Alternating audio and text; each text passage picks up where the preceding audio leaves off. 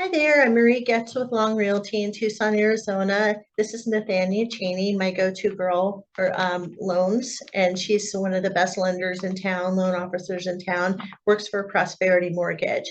And this is, I don't know how many videos we've done together, but quite a few, and we've gotten a lot of likes off of them, so we're going to keep doing some more. We just want to educate everybody.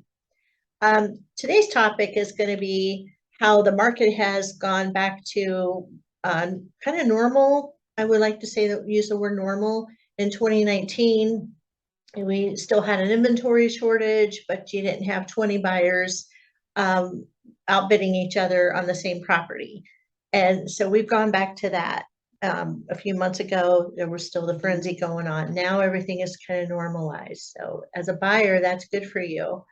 You may not have two or three other buyers competing with the same for the same property that you're trying to buy. If you're a seller, it's kind of been a little bit of a shock, where you were expecting 40,000 over asking price. Now that we've gone back to a normal market, they're still negotiating on both sides, and we haven't seen that in a couple of years. So, but don't lose hope.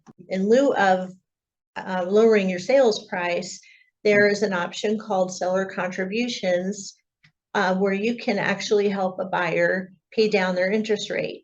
So that it will be helpful for the buyer in the long term with their mortgage payment. The mortgage payment will be a little less for them.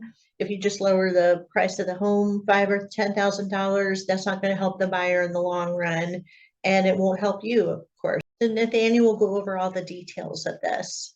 Awesome. Thanks, Marie. As Marie was saying, this is a really great solution for both the buyer and the seller, which makes this an awesome thing to kind of talk about. Every type of loan has different limits in terms of how much the buyer is allowed to accept from the seller to contribute toward their closing costs. So that is something that is very important to speak with your lender about, or give me a phone call and we can kind of talk about the different thresholds. But within that, the thing that Maria is putting up is a flyer that shows a side-by-side of basically the difference between having an original offer amount and reducing the sales price 3%, which would essentially cost the seller $11,685.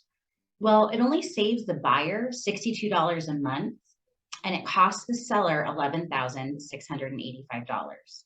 The alternative of that is that the seller, instead of reducing the sales price, can offer a seller contribution or a seller concession of $6,232.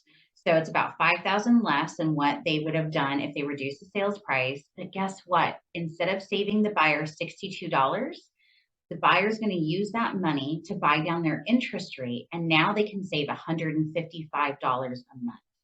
This is an incredible win-win for both parties because it allows the seller to net more proceeds out of the sale of their home, while also allowing the buyer to save more money by buying down their interest rate.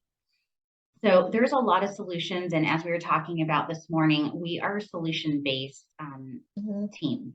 And we're here to kind of strategize with you and find out what's going to make the best for your offer and for you as a buyer. So let us know if you have any questions, and we'd love to go over different scenarios and customize this for you. Absolutely. And you, as a seller, you may not have to lower the purchase price or offer this seller contribution towards buying down an interest rate. So if you have any questions, give me and Nathaniel a call. And if you need a great realtor to help you buy or sell a home, I'm available and I'll be happy to assist you.